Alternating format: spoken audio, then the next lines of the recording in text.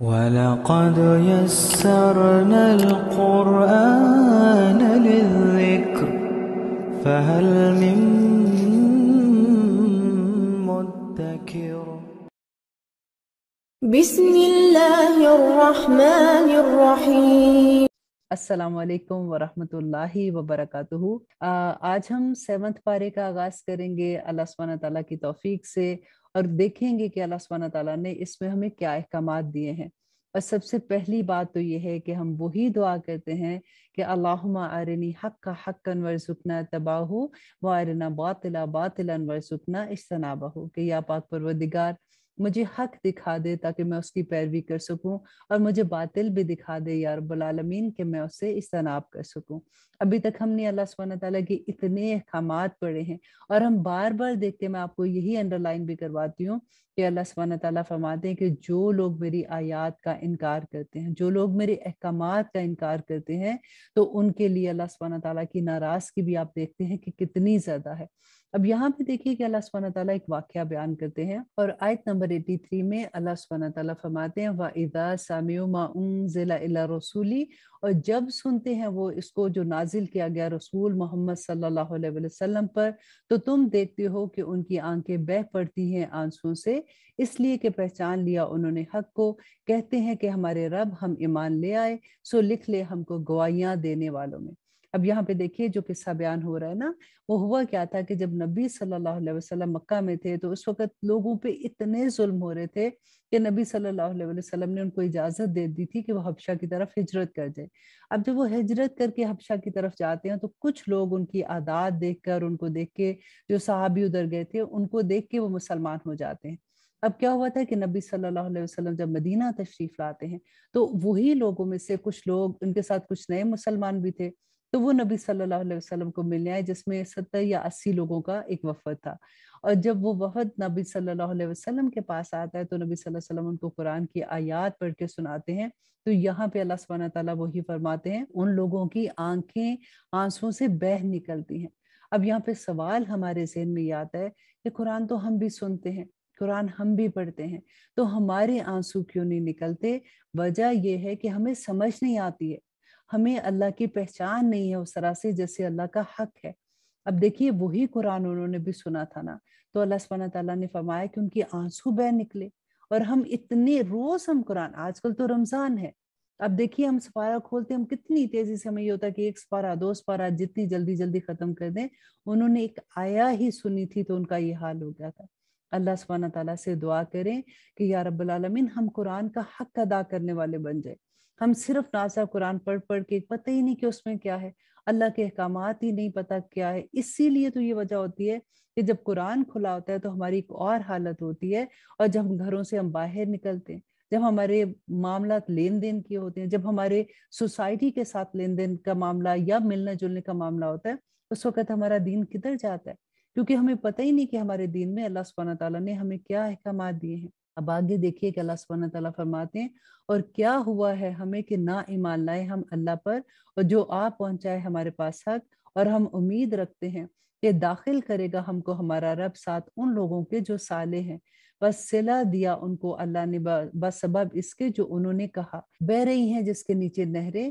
رہیں گے وہ ہمیشہ ان میں، اور یہی جزا ہے نیکوکاروں کی۔ اور وہ لوگ جنہوں نے کفر کیا اور جھٹلایا ہماری آیات کو، وہی ہے اہل دوزخ۔ اے وہ لوگوں جو ایمان لائے ہو، مت حرام کرو پاکیزہ چیزوں کو جو حلال کر دی اللہ نے تمہارے لیے، اور نہ حد سے بڑھو، یقیناً اللہ نہیں دوست رکھتا حد سے بڑھنے والوں کو۔ اب یہاں پہ یہ تھا کہ جو حلال چیزیں اللہ سبحانہ تعالیٰ نے کہی تھی، ان کو حرام کیسے کرتے تھے کہ انہوں نے اپنی طرف سے جانوروں کے نام ایسے رکھ لیے ہوئے تھے، اور ان کو کہتے تھے کہ یہ اللہ کے راستے کے لیے ہم نے چھوڑ دیا ہے، اور جن کو اللہ نے حلال کیا تھا کہ ان کا گوشت وہ کھا سکتے ہیں، اس کی نہ وہ سواری کرتے تھے، نہ اس کو وہ ذبح کرتے تھے۔ تو اللہ سبحانہ تعالیٰ فرماتے ہیں کہ جس چیز کو اللہ نے حلال کیا ہے اس کو حرام نہ کرو، اور کھاؤ اس میں سے جو رزق دیا ہے تم کو اللہ نے حلال اور پاکیزہ، اور ڈرتے رہو اللہ سے، وہی جس پر تم ایمان رکھتے ہو۔ نہیں مواخذہ کرتا تم سے اللہ بہودہ قسموں کا، لیکن تمہیں مواخذہ کرے گا اس پر جو پختہ کی ہیں تم نے قسمیں۔ اب یہاں پہ دیکھیے ایک بہت ایک سکون ملتا ہے اس آیت کو پڑھ کے کہ اللہ سبحانہ تعالیٰ فرماتے ہیں कि जो कस्में तुमने ऐसे ही आदतन, क्योंकि अरब वाले जो लोग थे ना, उनकी आदत थी वो ऐसी वल्लाही वल्लाही जैसे कसम खाते हैं, ऐसी कस्में खाया करते थे। तो यही अल्लाह सुब्हानहू तआला फरमाते हैं कि जो तुम्हें आदतन तुम कस्में खाते हो उसमें तुम्हारा माखसा नहीं, लेकिन अगर तुम्हें ये पता है, तुम जानबूझ के किसी के साथ तुमने कोई बात बतानी है तो तुम कहते हो कि अल्लाह की कसम ये बात मैंने ऐसे नहीं कही है, तो ऐसी बात पे तुम्हारा मुआवजा होगा अगर तुम झूठे हो। और अगर झूठी कसम है तो देखिए फिर उसका कफारा भी अदा करना है। मैं अक्सर इस आयत को जब पढ़ती हूँ या शुरू में पढ़ा करती थी तो मैं ये सोचती थी बचपन में तो हमने इतनी कस्में खाई हैं कि अगर उस पे मुआवजा करना पड़ जाता या अल्लाह सुब्हानहू तआला उस पे हमारा मुआवजा करते तो हमें तो एवरी डे एक देख देनी पड़नी थी। लेकिन देखिए अल्लाह सुब्हानहू तआला, कुर्बान जाए अल्लाह सुब्हानहू तआला पे, अल्लाह सुब्हानहू तआला फरमाते हैं तो उसका कफारा क्या है, उन कस्मों का जो तुम जानबूझ के खाते हो। तो उसका कफारा क्या है, खाना खिलाना है 10 नदारों को औस दर्जे का जो तुम खाते हो, और अपने अहलो अयाल को या कपड़े पहनाना उनको या आजाद करना एक गुलाम को, कि जैसे जो खाना तुम अपने अहले अयाल को खिलाते हो उसी तरह का खाना 10 नदारों को, या फिर अगर वो नहीं तो फिर आप 10 लोगों को कपड़े पहनाना या फिर एक गुलाम आजाद करना। बस जिससे ना ये मैसर आए तो रोजे रखना 3 दिन के। जैसे अगर कोई गरीब है, हर तरह के लोग होते हैं ना, मुसलमान तो हर तरह के लोग हैं, तो फिर 3 दिन का रोजा रखना। तो आप सोचिए जरा बचपन की सारी कस्में याद कर लें क्योंकि कफारा देना पड़ जाएगा। और फिर ये कफारा है तुम्हारी कस्मों का जब तुम कस्में खा लो, और हिफाजत करो अपनी कस्मों को। इसी तरह खोल खोल कर बयान फरमाता है अल्लाह तुम्हारे लिए अपनी आयात तक के तुम शुक्रगुजार बन जाओ। ऐ वो लोगों जो ईमान लाए हो, बिलाशुबा शराब और जुआ और बुत और पान से ये सब नापाक काम है, अमाल है शैतान के, तो सो इनसे बचते रहना ताकि तुम कामयाब हो जाओ। अब यहाँ पे देखिए आखिरी हुक्म शराब का आता है कि अल्लाह सुब्हानहू तआला, आप देखिए जहाँ पे शराब का हुक्म है वहां पे साथ जुए का हुक्म है। अक्सर लोग क्या कहते हैं कि अच्छा शराब का हुक्म है तो वो तो अल्लाह ने मना किया, तो फिर हम ताश खेलते हैं तो ताश में भी पैसे लगा के खेलते हैं। नहीं नहीं, ये तो हम फन की तरह कर रहे हैं।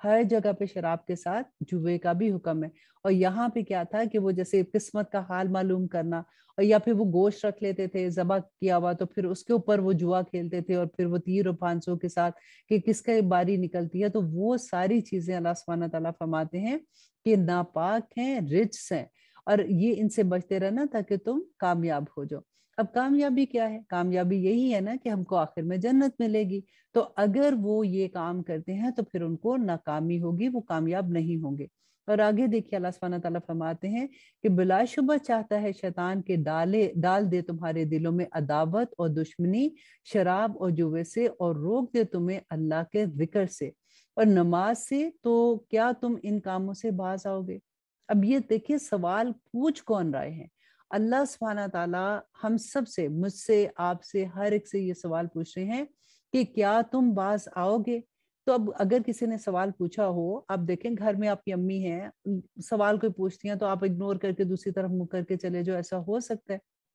अगर आप ऐसे करोगे तो क्या होगा कि वो बदतमीज है, कोई जो जवाब नहीं दे रहा या इग्नोर कर रहा है, तो तकब्बर में इग्नोर कर रहा है, ये क्या समझ रहा है अपने आप को। तो ये अल्लाह सवाल हमसे पूछ रहे हैं कि क्या तुम बाज आओगे, तो जवाब तो हम देंगे ना, या हाँ कहेंगे या ना कहेंगे। तो फिर हम क्या जवाब देंगे। वो लोग जो ना कहते हैं और वो कहते हैं कि शराब का कोई हुक्म ऐसा नहीं है, तो आप ये देखिए, और जो पी रहे हैं तो वो किस जगह पे खड़े हैं, किस अल्लाह के सामने जब वो जाएंगे तो अल्लाह सुब्हानहू तआला के साथ किस मुंह के साथ जा सकते हैं। और फिर वो इतनी बड़ी बात कह देते हैं कि किधर अल्लाह सुब्हानहू तआला ने मना किया है। और आप देखिए आगे अल्लाह सुब्हानहू तआला कहते हैं, और अताअत करते रहो अल्लाह की, और अताअत करते रहो रसूल की, और डरते रहो। फिर अगर तुमने मुंह मोड़ा तो जान रखो दर हकीकत हमारे रसूल के जिम्मे पहुंचा देना है वाज़े तौर पर। नबी सल्लल्लाहु अलैहि वसल्लम के जिम्मे तो सिर्फ पहुंचा देना था ना, अमल करना फिर हमारे जिम्मे होता है, इसीलिए हम अपने अमल के खुद जिम्मेदार हैं। अल्लाह सुब्हानहू तआला फरमाते हैं, नहीं उन लोगों पर जो ईमान लाए और करते रहे नेक अमल, कुछ गुनाह इस पर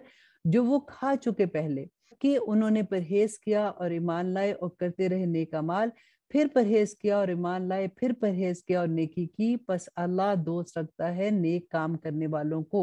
अब यहाँ पे देखिए कि अल्लाह सुब्हानहू तआला फरमाते हैं कि वो लोग जो ईमान लाए और उन्होंने नेक काम किए, उन पर कोई गुनाह नहीं है जो पहले कर चुके। क्योंकि सहाबा पे जब ये शराब का हुक्म आया ना, तो सहाबा तो डर गए کیونکہ ان کو یہ تھا، کیونکہ پہلے تو وہ پی رہے تھے نا سارے ان کی سوسائٹی میں، دیٹ واز لائک جوس سے، اب فار ایگزامپل آپ سوچے کہ کوئی کوک پیتا ہے، اسی طرح سے ان میں شراب بھی عام تھی۔ اب ان کو یہ ڈر ہوا کہ ہم تو پوری زندگی ایسے، ہماری جیسے کہتے ہیں نا کہ ایک نس کے اندر شراب گھسی ہوئی ہے،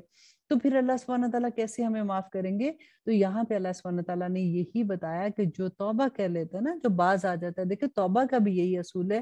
کہ جو توبہ کر لے اور اس پہ جم جائے، تو اللہ سبحانہ تعالیٰ فرماتے ہیں کہ اس کے گناہ زمین سے آسمان تک کے بھی ہے نا، تو اللہ سبحانہ تعالیٰ سارے گناہوں کو نیکیوں میں بدل دیں گے۔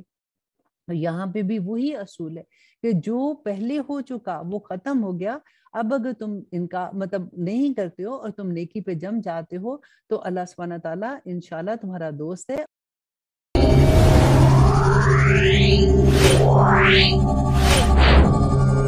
Yeah.